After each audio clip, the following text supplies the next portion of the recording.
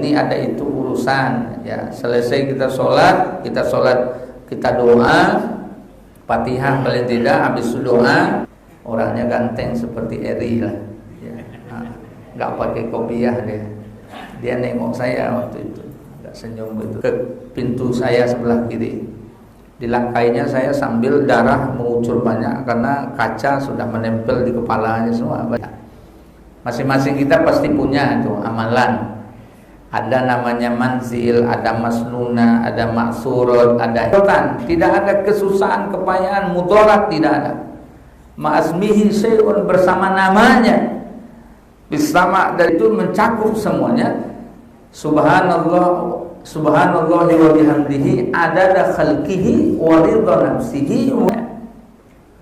Semua tasbih, semua zikir itu cakup di situ nih. Nanti dizikir pagi petang.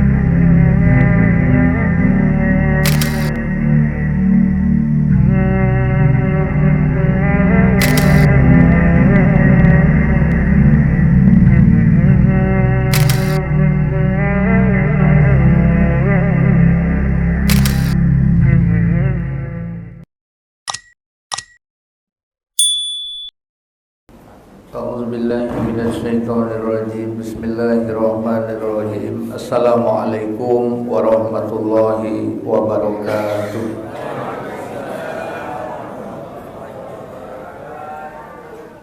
Terasu dewa lajam onom lewat onom menit jamitin sama jam onom lewat onom menit. Iya. Isra jam onom lewat 36 ya. 36. Baik.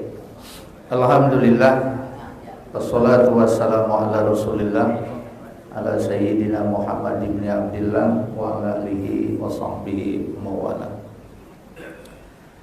Hadratul kiram, para asatiz, ustaz-ustaz, guru-guru kita yang hadir dalam kajian subuh GSSB kita hari ini 1 Februari 13 Sya'ban 1447 Hijriah yang hadir. Selanjutnya para pemimpin masyarakat baik Kaling, RW, RT,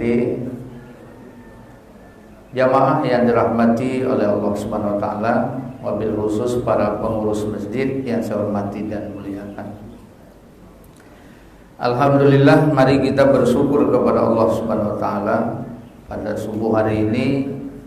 Dengan izin Allah Subhanahu wa taala kembali kita bisa melaksanakan gerakan sholat subuh berjamaah. Ada banyak manfaat yang sudah kita lakukan dan ini mesti kita syukuri. Yang pertama, kita diberi kemudahan oleh Allah untuk sholat sunnah qobliyah subuh 2 rakaat. Fajar itu lebih baik daripada dunia dan segala isinya. Mudah-mudahan Allah istiqomahkan kita sehingga dapat kita melaksanakan kegiatan tersebut. Yang kedua, sholat subuh berjamaah nilainya seperti mendirikan ibadah sunnah sepanjang malam. Sholatul jamaati afdalu min sholatil fardhi bi 27 darajah. Jadi sholatul Rasulullah bersabda, sholatul fajri bi jamaatin ka'annama sholatil lail ka'annama sholatul isya bi jamaatin paka'annama qoma nisfal lail. sholat isya berjamaah seperti mendirikan ibadah sunnah setengah malam. Sedangkan sholat subuh berjamaah seperti mendirikan ibadah sunnah sepanjang malam. Mudah-mudahan dengan diketahuinya hadis ini, tidak hanya di GSSB tapi di masjid kita masing-masing, kita paksa diri kita untuk hadir karena tahu faedahnya, tahu fadilahnya, sehingga nanti seluruh masjid yang ada ramai terus kita hadir, tidak mesti di waktu GSSB ini. Isya subuh itu memiliki keistimewaan dibandingkan sholat 3 waktu lainnya, sekalipun masing-masing punya kelebihan. Kita juga sudah diberi kemudahan untuk melaksanakan zikir sesudah sholat. Ini pun ada beberapa yang Ustadz ingin sampaikan. Yang pertama, zikir setelah sholat itu seperti tasbih subhanallah walhamdulillah Allahu akbar yang 33 ditutup la ilaha illallah itu jangan ditinggalkan. Karena Nabi menyebutkan di hadis riwayat Abu Hurairah bahwasanya dengan melakukan itu Allah ampuni dosa kita walaupun sebanyak buih di lautan. Walaupun sebanyak buih di lautan. Mislu zabadil bahar. Ya, semisal buih di lautan. Jadi walaupun dosanya banyak. Jadi karena zaman sekarang banyak orang selesai sholat langsung bubar, nggak mau berzikir, maka paling tidak istighfar 3 kali, kemudian diikuti dengan la ilaha illallah wahdahu la syarikalah 3 kali, kemudian baca tasbih 33, tahmid 33, tahlil takbir 33, tutup dengan la ilaha illallah wahdahu la syarikalah, maka genap 100, 99 dia tambah 100. Kalau dibaca Allah ampuni dosa walaupun sebanyak buih di lautan. Begitu juga dengan ayat kursi. Hadis riwayat Abu Umamah bahwa ayat kursi itu siapa yang baca di setiap selesai sholat 5 waktunya, fi kulli duburil maktubah, pada setiap akhir sholat wajib dibaca ayat kursi, tidak ada yang menghalangi dia untuk masuk surga kecuali kematian. Artinya kalau mati dia masuk surga. Amalan istimewa adalah membaca ayat kursi setiap kali selesai sholat fardu. Maka ini juga jangan ditinggalkan Bapak Ibu sekalian. Usahakan kalau tidak dapat duduk sambil berjalan. Misalnya kita kepepet waktu, ada ini ada itu urusan, ya selesai kita sholat, kita doa Fatihah paling tidak, habis doa berarti zikirnya belum, itu bisa dilakukan sambil jalan. Misalnya sambil jalan kita, sambil masuk mobil kita, sambil aktivitas boleh. Itulah istimewanya ibadah zikir. Kapan saja, di mana saja bisa dilakukan. Berdiri bisa, duduk bisa, baring bisa, itu istimewanya zikir, ya. Yang penting jangan asik dengan dunia sehingga tertinggal amalan zikirnya. Kemudian juga kita baca tahlil misalnya yang tadi dibawa oleh Kabid Tahlil di SSB mana? Oh ini kepala bidang tahlil di SSB. Di mana beliau tadi ngajak kita zikir dan kita semua zikir. Apa pula keistimewaannya? Keistimewaannya diantaranya disebutkan di hadis Nabi, Allah akan menjaga orang itu dari kemurkaannya, ya, dari kemurkaannya. La ilaha illallah kalami, la ilaha illallah ucapan aku, kata Allah. Wa ana huwa, dan aku adalah dia. Man qolaha dakhala hisni, siapa yang membacanya masuk dia dalam penjagaanku. Wa man dakhala hisni, siapa masuk dalam penjagaanku, amina min iqabi, aman dia dari murkaku.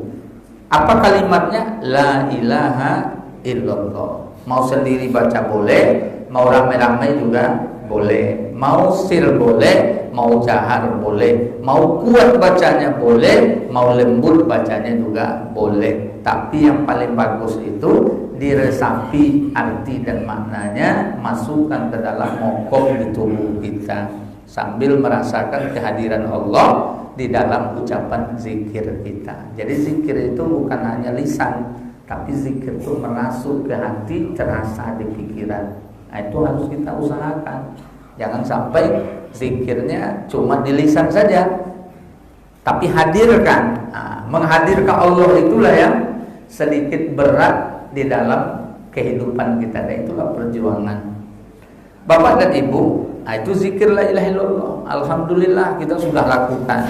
Kalau kita hadir subuh, itu kita akan ikut bersama dengan jamaah. Otomatis ada semangat kita. Maka disitulah perlunya hadir di gerakan sholat subuh, menaikkan jazbah, menaikkan semangat, sehingga kita semua menjadi orang-orang yang istiqomah di atas amal-amal baik dalam kehidupan kita. Itu Bapak Ibu sekalian. Saya merasakan Bapak Ibu sedikit berbagi pengalaman. Tadi disampaikan sedikit oleh Ketua Masjid Nurul Anwar bahwa alhamdulillah koordinator selamat.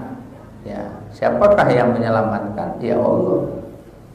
Tak ada jawaban lain. Siapa yang menyelamatkan? Allah.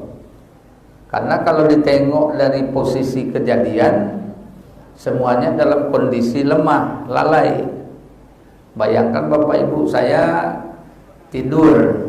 Saya tidur dengan kaki selonjor,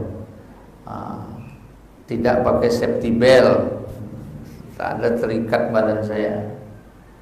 Kursi saya miringkan sedikit, kalau apa saya turunkan.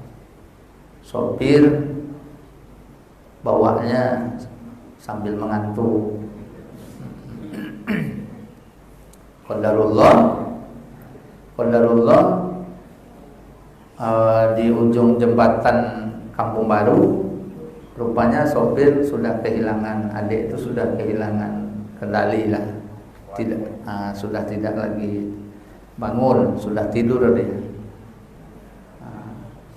Lalu qadarullahnya 3 detik menjelang, kata beliau 3 detik menjelang menghantam kayu itu barulah terbuka matanya.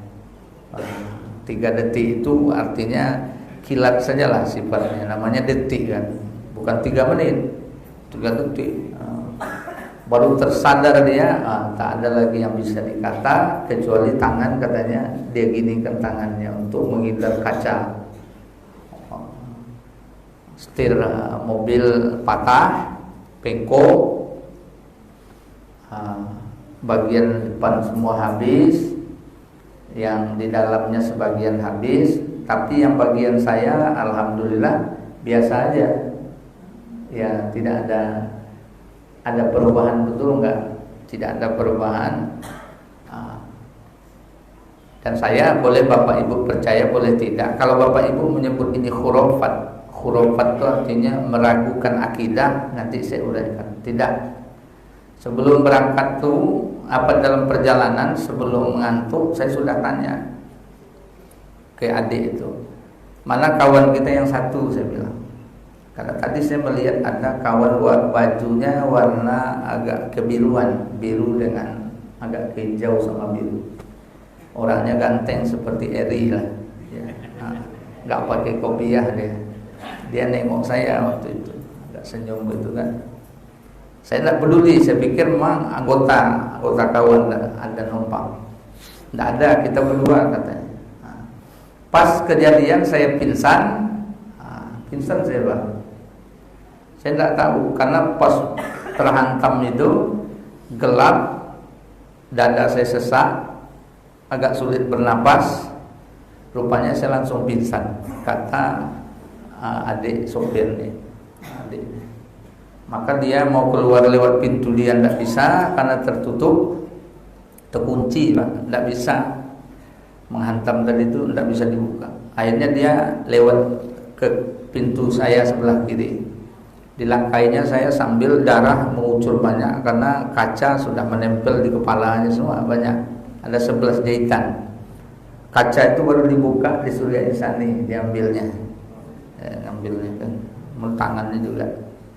Saya keluar, dibopong keluar karena pingsan.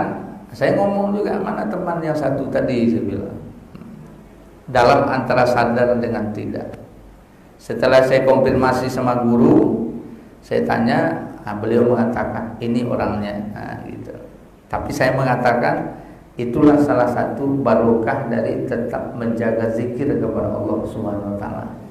Ini boleh percaya, boleh tidak, tapi yang boleh dipercaya itu zikir itu perintah Allah, anjuran Allah, suruhan Allah.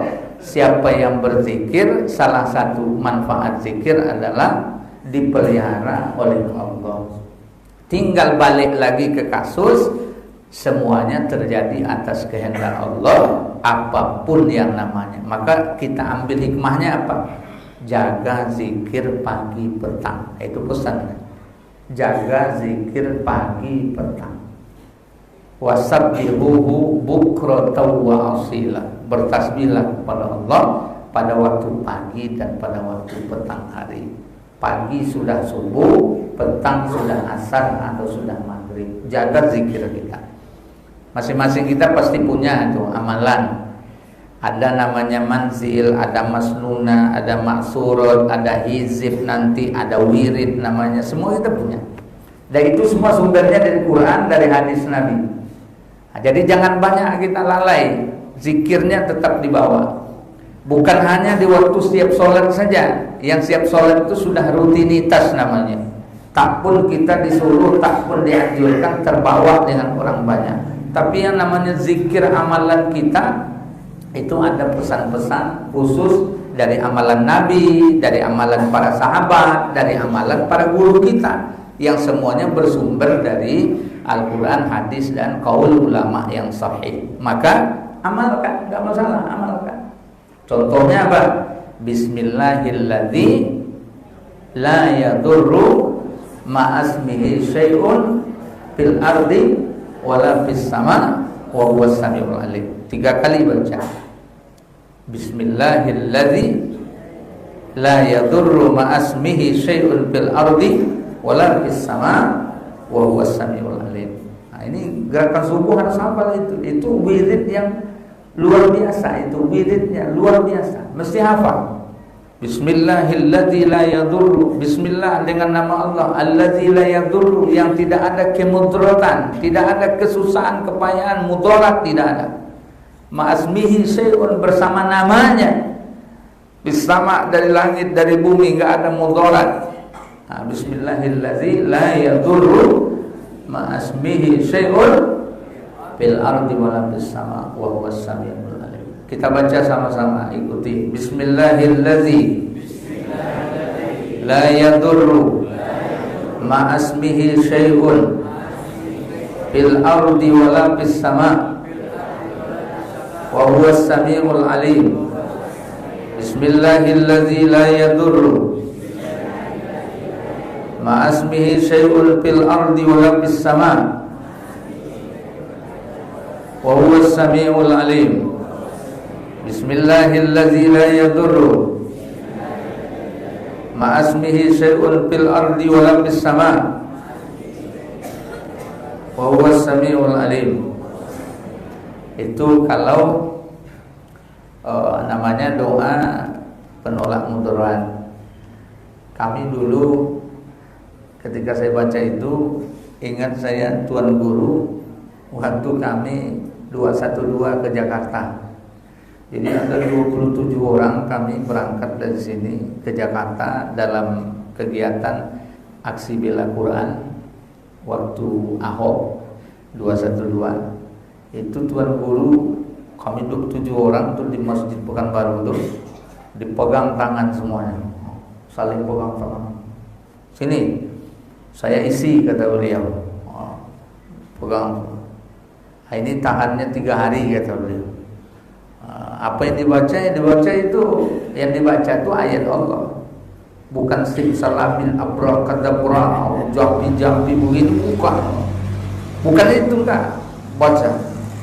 Ini 3 hari ini, 3 hari. Jadi kalau 3 hari itu insya Allah, kata beliau, kita iman saja.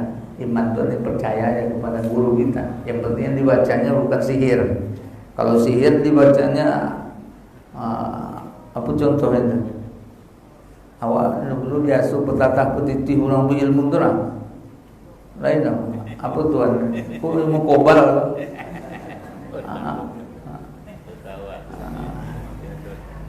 Jadi Bapak Ibu yang dirahmati Allah, itu Bismillahirrahmanirrahim. Ayo baca.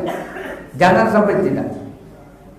Yang kedua, A'udzu bikalimatillahi tammati min syarri ma khalaq. Nah, coba. A'udzu bikalimatillahi tammati min syarri. Nah, itu juga. Kita baca. Dua itu. Paling tidak. Dan yang mencakup semuanya, zikir itu mencakup semuanya. Subhanallah wa bihamdihi adada khalqihi wa ridha nafsihi wa zinata arsyihi wa midada kalimati. Itu mencakup semuanya. Semua tasbih, semua zikir itu cakup di situ nih. Nanti dizikir pagi petang. Bapak dan Ibu keluargaku yang dirahmati Allah Subhanahu wa taala, ini kita di bulan Sya'ban. Sya'ban artinya cabang. Sya'ban itu berbagi atau bagian artinya su'bah. Misalnya ada hadis Nabi tentang iman itu 60 cabang, iman itu 60-70 cabang. Jadi Sya'ban bulan ke-8. Saya ingin sampaikan di pagi ini, berhubung Sya'ban kita sekarang sudah tanggal 13, ada beberapa yang perlu kita jelaskan di Sya'ban. Yang pertama, bulan Sya'ban itu bulan warm up, pemanasan menjelang bulan Ramadan. Pemanasan menjelang bulan Ramadan. Artinya Rasulullah dan sahabat kalau di bulan Sya'ban itu mereka menyibukkan diri sebelum masuk Ramadan itu dengan kesibukan yang akan dilakukan nanti di Ramadan. Jadi Ramadan itu tinggal mulus saja mereka masuk. Mereka tidak kagetan.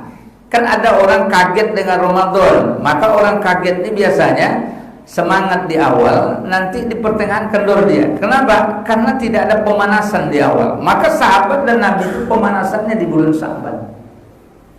Apa yang dilakukan di bulan Sya'ban oleh Nabi dan sahabat? Ada beberapa amalan yang bisa kita ikuti dan memang sangat bagus. Yang pertama, memperbanyak sholat. Memperbanyak sholat itu diperintahkan dan Nabi lakukan dengan sahabat. Sholatnya terbagi 3. Ini kita ambil dari uraian dari Ustadz Adi Hidayat. 3. Pertama adalah sholat qiyamul lail. Yang kedua sholat tahajud. Yang ketiga sholat witir. Ini diperbanyak di bulan Sya'ban. Apa itu qiyamul lail? Salat yang dilakukan pada waktu malam sebelum tidur. Ya, sebelum tidur. Misalnya habis sholat Isya, kita lanjutkan dengan sholat sunat ini, terserah.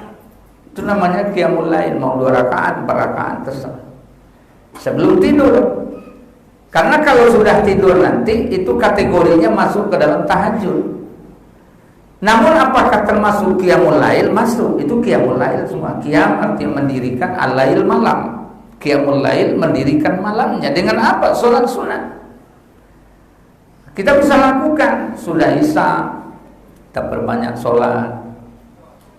Kalau tadi festival Rebana itu bertentangan sedikit. Maka hati-hati, jangan sampai mengkoleksi karya-karya di akhir zaman, tapi nanti arahnya kurang pas kepada yang diinginkan oleh agama. Karena apa hubungannya Rebana dengan meningkatnya ibadah di Ramadan? Hati-hati, jangan sampai nanti membuat dosa di waktu dekat Ramadan, menyibukkan diri yang kelalaian, maka masuk Ramadan nanti tidak pernah bertahan jamaah. Umat itu tidak bertambah. Saya bukan membatalkan turnamen ini, turnamen itu, enggak. Saya mengarahkan. Perbanyak sholat, baik itu sholat tadi qiyamul lail, yang kedua tahajud, yang ketiga witir. Kita coba Ini mumpung 13 baru, 13 Sya'ban. Masih ada sekitar mungkin 17, 16 atau 17 hari lagi. Baru kita masuk Ramadan. Jadi kalau sudah terbiasa, kita silakan saja nanti masing-masing di rumah. Mungkin habis sholat Isya di masjid, kita pulang ke rumah, makan, habis itu kita pun melaksanakan Qiyamul Lail, ya. Karena sebelum tidur kita Qiyamul Lail. Setelah tidur mau tahajud boleh Ustaz? Boleh, enggak masalah. Kan sudah witir tadi. Ya boleh, enggak masalah. Yang enggak boleh witir 2 kali. Paling nanti tahajud tidak witir lagi. Enggak masalah. Oke, itu yang pertama. Yang kedua, Rasulullah itu, sahabat itu memperbanyak baca Quran sebelum masuknya Ramadan.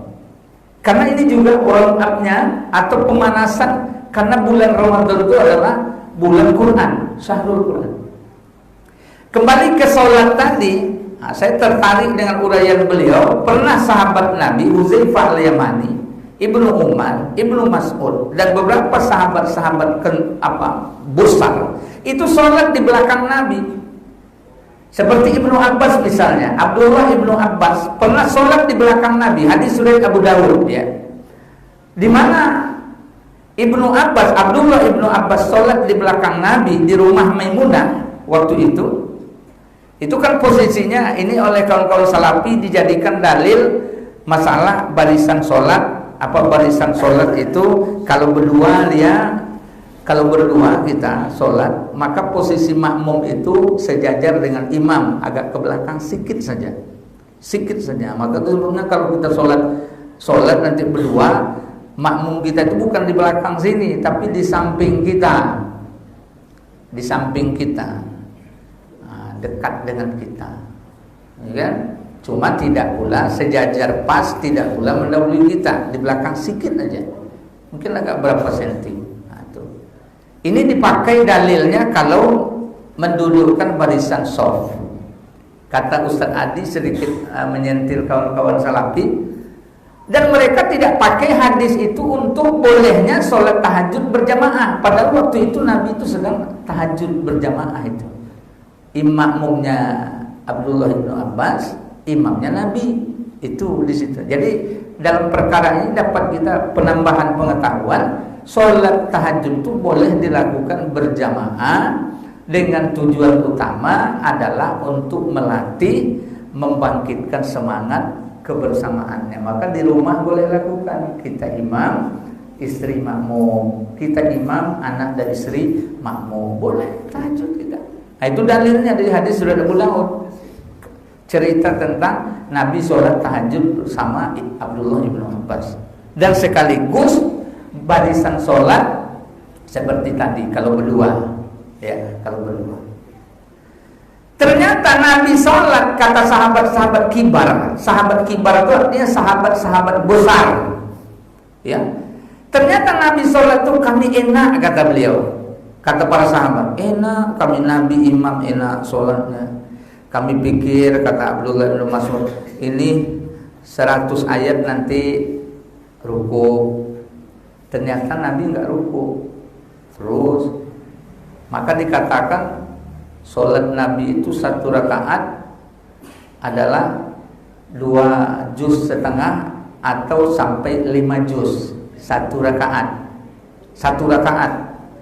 Maka jangan terpancing dengan isu para ustadz yang kadang-kadang nyampaikan kalau jadi imam tuh pendek-pendek, cari yang ayatnya yang pendek, mudah. Nabi Muhammad tidak mau menyulitkan. Coba lihat Nabi Muhammad, pendek ayatnya. 1 rakaat 5 juz, 1 rakaat 2,5 juz. Maksudnya apa? Jangan nanti kita di satu sisi ingin mencapai surga itu dengan cara senang-senang begitu. Kita ingin masuk surga cuma dengan qul huwallahu, qul falaq, inna atoina, hanya itu saja. Bahkan yang lebih parah kata beliau, kita kutip dari Ustaz Adi Hidayat juga, hari ini banyak orang sholat 23 rakaat cukup dengan waktu 12 menit selesai. Ingin surga, berarti dalam hal ini antara perbuatan kita dengan hati kita itu tidak connect dia. Karena orang kalau bekerja hatinya dengan perbuatannya jadi enak. Kalau enak dia tidak terasa seperti yang dilakukan Nabi dan sahabat. Di sini bukan pula saya menganjurkan wahai Bapak Imam praktekkanlah nanti di masjid panjang-panjangkan ayatnya, bukan. Jangan salah paham. Di sini yang kita maksudkan apa? Wahai kita yang sholat, sadarlah bahwa kita sedang menghadap Allah. Kita ingin sholat kita baik, kita ingin sholat kita khusyuk, kita ingin sholat kita mendapat penilaian yang baik di sisi Allah. Bekerja samalah kita dengan baik, imam dengan makmum bersama-samalah dengan baik. Sadi kunjang ke imam tu dok. Saya nyoji imam besok malam leh. Aku tu ngegek kaki gogok. Padahal ini baju imam kita ni cuma waduha. Waduha yang dibaca tapi lah menggegek kaki tu. Sehingga akhirnya aku bercakapnya, susah nyoji imam leh. Siapanya imam tu? Itulah imam seorang tu, imam patas. Imam patas, copeng, jetbus, trikul. Ini untuk kita yang sudah jemaah subuh ya. Nah, kalau yang kurang apa itu enggak masuk dalam kajian karena masih terbawa kebiasaan. Jadi di dalam bulan Sya'ban kita mesti siapkan itu, yakni baca Quran diperbanyak sampai dikatakan sahabat Nabi itu satu kali sholatnya mengkhotomkan Quran satu kali sholat itu. Inilah yang ditiru oleh pesantren-pesantren. Salah satunya pesantren tempat anak saya itu si Faruk. Itu sholat di Masjid Al-Fatah Temboro itu, Trangkil itu jamaahnya ada 3 atau 4 kelompok. Kelompok pertama 1 juz 1 malam, kelompok kedua 10 juz 1 malam, kelompok tiganya ada yang 20 juz 1 malam, kelompok 4-nya 30 juz 1 malam. Nah, itu ada kelompoknya masing-masing. Jadi kalau mau mencoba ya bisa juga. Jadi misalnya hadir kita 1 malam, ikut sholat, habis sholat isya mereka langsung sholat, startnya subuh, dekat subuh nanti sahur baru selesai 30 juz contoh. Jadi kita ceritakan itu apa? Jangan pernah berbangga kita ini udah hebat amalannya gitu, sudah hebat. Belum dibandingkan mereka-mereka yang seperti itu. Kadang-kadang kita kan mencari penilaian amal ini cari yang di bawah, enggak. Kalau kita orang beriman cari perbandingan amal itu dengan yang di atas kita. Andaikan mereka diberi Allah surga Firdaus, bagi saya surga apa gitu. Seandainya seperti itu, kita tetap semangat dibaca Quran. Yang ketiga, di bulan Sya'ban itu sangat dianjurkan untuk memperbanyak istighfar, taubat. Karena di nisfu Sya'ban, malam Senin malam besok. Nisfu Sya'ban itu Allah Ta'ala mengampuni dosa, ya, dosa-dosa kita ini diampuni oleh Allah Ta'ala sebanyak bulu kambing dari kabilah Kalb, ya. Di mana disebutkan situ apa? Kecuali bagi orang yang musyrik dan orang yang tidak bertegur sapa atau yang muzahim, yaitu orang yang bermusuhan. Jadi yang tidak dapat keampunan itu satu musyrik, yang kedua bermusuhan. Maka kita taubat kepada Allah, jangan musyrik. Tidak taubat dari perbuatan jahat ke manusia, kita maafkan mereka. Lapangkan dada, bukakan pintu hati seluas-luasnya terhadap silap salah orang terhadap kita. Dan itu adalah ciri ahli surga, seperti yang disebutkan di hadis Nabi. Nabi 3 kali menyatakan sebentar lagi ahli surga masuk ke majelis ini, sebentar lagi ahli surga masuk ke majelis. Ternyata satu laki-laki itu juga yang masuk. Maka membuat sahabat bertanya, apa amalan dia? Maka dia bertamu 3 malam ke rumah sahabat itu. Kemudian dia bertanya, apa amalanmu? Ya ini yang kamu lihat. Maka dijawab oleh sahabat, enggak mungkin. Rasul menyebut kamu ahli surga, pasti ada amalan istimewamu. Ternyata amalan istimewanya apa? Sebelum tidur dimaafkannya seluruh kesalahan orang terhadap dia, dan dia tidur tanpa membawa beban terhadap manusia lain.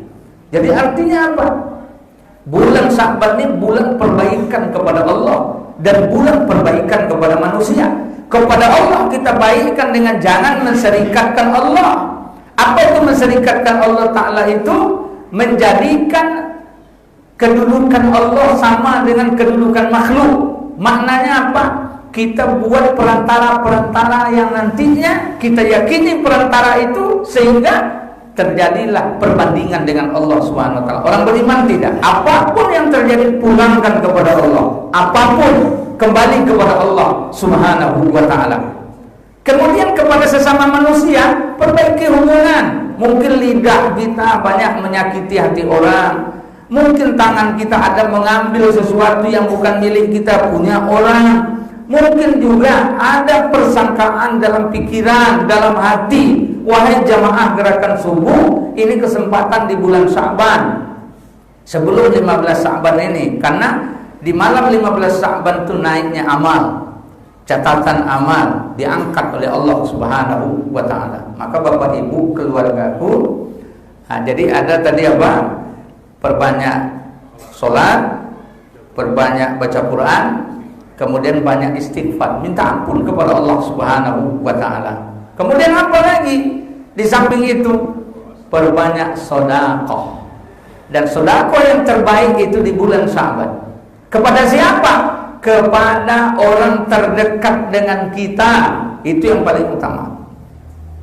Misalnya beku bisa nih sambil pulang rumah, nampak dia pak kok telokong orang rumahnya lah agak banyak cilaleknya, terpikir dia kan, oh mak senu yo ada bisu pay lawak kumol sebentar, ngapu tiko mimpi apa kok menolak itu lain koci, atau surprise ya, bolehkan ibu tu anak awak telokong baru aku untuk bulan puasa besok.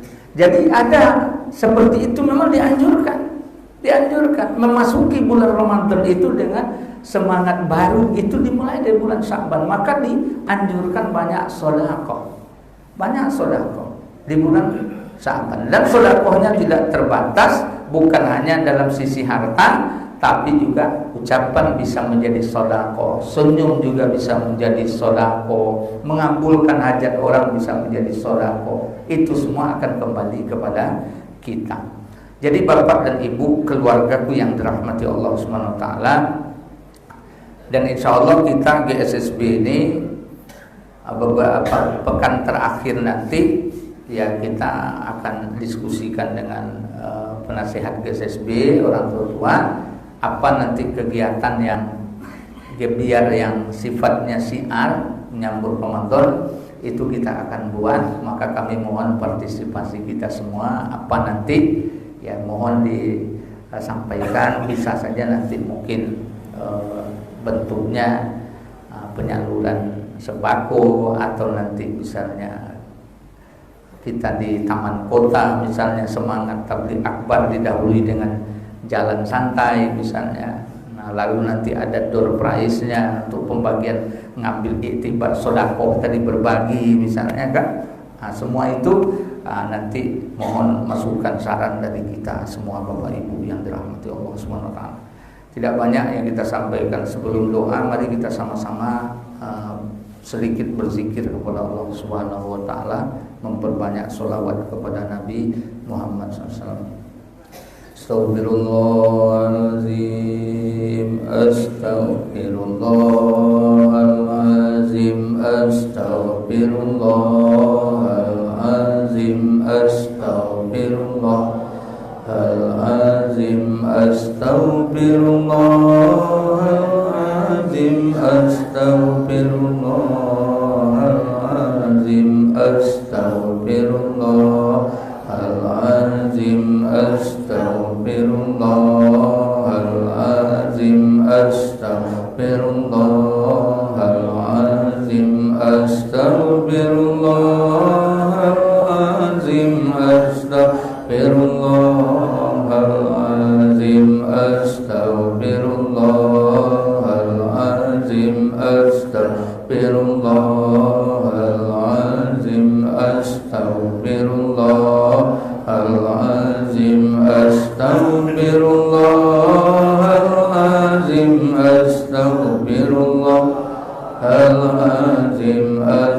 astaghfirullahalazim, astaghfirullahalazim, astaghfirullahalazim, astaghfirullahalazim, astaghfirullahalazim, astaghfirullahalazim, astaghfirullahalazim, astaghfirullahalazim, astaghfirullahalazim, astaghfirullahalazim, astaghfirullahalazim, astaghfirullahalazim, astaghfirullahalazim, astaghfirullahalazim, astaghfirullahalazim, astaghfirullahalazim, alladzi la ilaha illa huwal qayyum wa atubu ilaih. Sallallahu ala Muhammad, sallallahu alaihi wasallam, sallallahu ala Muhammad, sallallahu alaihi wasallam, sallallahu ala Muhammad, sallallahu alaihi wasallam, sallallahu ala Muhammad, sallallahu alaihi wasallam, sallallahu ala Muhammad, sallallahu alaihi wasallam, sallallahu ala Muhammad, sallallahu alaihi wasallam, sallallahu ala Muhammad, sallallahu alaihi wasallam, sallallahu ala Muhammad, sallallahu alaihi wasallam, sallallahu ala Muhammad, sallallahu alaihi wasallam, sallallahu ala Muhammad, sallallahu alaihi wasallam. Allahumma shalli wa sallim wa barik alaihi wa alihi. Al-Fatihah. A'udzu billahi minasy syaithanir rajim. Bismillahirrahmanirrahim. Alhamdulillahi rabbil alamin. Ar-Rahmanir Rahim. Maliki yaumiddin. Iyyaka na'budu wa iyyaka nasta'in. Ihdinas siratal mustaqim. Siratal ladzina an'amta 'alaihim ghairil maghdubi 'alaihim waladdallin. A'udzu billahi minasy syaithanir rajim. Bismillahirrahmanirrahim. Alhamdulillahi rabbil alamin. Wassalatu wassalamu ala asyrofil anbiya'i wal mursalin sayyidina Muhammad wa ala alihi wa sahbihi ajmain. Allahumma aslih lana dinana allazi huwa ismatu amrina wa aslih lana akhiratana allati ilaiha ma'aduna wa aslih lana dunyana allati fiha ma'asuna waj'alil hayata ziyadatan lana fi kulli khair waj'alil mauta rahatan lana min kulli syarr. Allahumma qina bihalalika an haramika wa awlina bi fadlika amman siwa. Allahumma inna nas'aluka ilman nafi'an wa rizqan thayyiban wa amalan mutaqabbala ya arhamar rahimin. Ampuni dosa kami ya Allah, ampuni dosa ibu bapa kami ya Allah, ampuni dosa karib kerabat keluarga kami ya Allah. Ya Allah, hidupkan kami dalam iman, matikan kami dalam iman, kumpulkan kami bersama orang yang beriman.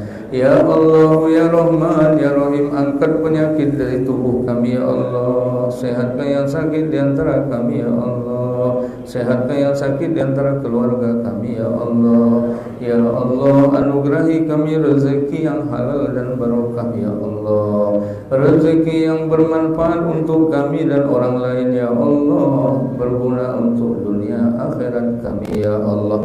Ya Allah, ya Rahman, ya Rahim, mudahkan kami dalam memasuki bulan Ramadan ya Allah. mudahkan kami dalam memasuki bulan Ramadan ya Allah. Berkahkan untuk kami bulan Rajab dan Sya'ban ya Allah. Berkahkan buat kami bulan Ramadan ya Allah. Selamatkan kami masuk Ramadan ya Allah, dan kami mendapat keselamatan dari sebab Ramadan ya Allah. Ya Allah ya Rahman ya Rahim, cukupkan rezeki kami untuk Ramadan ya Allah. Lapangkan urusan kami untuk ibadah di Ramadan ya Allah. Beri kemudahan kami untuk menjadi hamba yang bertakwa kepadamu ya Arhamar Rahimin. Ya Allah ya Rahman, jadikan kubur ayah ibu kami taman dari taman surga ya Allah. Ya Allah, jadikan kubur ayah ibu kami taman dari taman surga ya Allah. Jadikan kubur ayah ibu kami taman dari taman surga ya Allah. Kami untuk Ramadan ini tak bisa bersama mereka ya Allah, karena mereka sudah kembali ke hadirat-Mu ya Allah. Jadikanlah ibadah kami manfaat untuk ayah ibu kami ya Allah. Jadikan sedekah kami manfaat untuk ayah ibu kami ya Allah. Jadikan perbuatan baik kami manfaat bagi ayah ibu kami ya Allah. Jadikan mereka hamba yang dekat selalu tempat di sisi-Mu ya Allah. Ya Allah ya Rahman, selamatkan anak keturunan kami dari fitnah akhir zaman ya Allah. Jadikan mereka anak penurut kebaikan bagi kami ya Allah. Jauhkan mereka dari fitnah dunia yang hari ini merusak kehidupan mereka ya Allah. Rabbana afriq alaina sabran wa sabbit aqdamana wansurna 'alal qaumil kafirin. Rabbana atina fid dunya hasanah wa fil akhirati hasanah wa qina azabannar. Wa sallallahu ala sayyidina Muhammadin wa ala alihi wa sahbihi ajma'in bi fadlika. Subhana rabbika rabbil izzati amma yasifun wa salamun 'alal mursalin walhamdulillahi rabbil alamin. Astagfirullah. Taqabbalallahu minkum. Terakhir, saya atas nama pribadi mengucapkan terima kasih pada Bapak Ibu yang kemarin melalui bendahara membantu musibah kita itu 5.050.000 lebih kurang. Sedangkan kemarin kami berurusan dengan bengkel itu paling tidak 80 juta ya, sekitar itu ya, 70 sampai 80 juta. Jadi kami mengucapkan terima kasih, ada atensi Bapak Ibu semuanya. Yang kedua, yang kemarin mau berangkat ke Sumber yang sudah bayar, sebagian sudah saya kembalikan. Yang lain itu nanti insya Allah selepas hari ini akan dipulangkan kembali uang Bapak Ibu yang kemarin transfer ada 350.000 satu orang. Dan itu mohon maaf juga atas keterlambatannya karena banyaknya urusan yang seharusnya saya selesaikan di dalam perjuangan ini. Itu saja Bapak Ibu sekalian, mudah-mudahan ke depan kita tidak ada aral melintang, tetap Ramadan, tetap GSSB akan melaksanakan kegiatannya ya ini nanti kegiatan subuhnya, cuma tidak lagi pakai sarapan gitu. Tidak pakai sarapan. Kalau pakai sarapan nanti marah habis tahdir.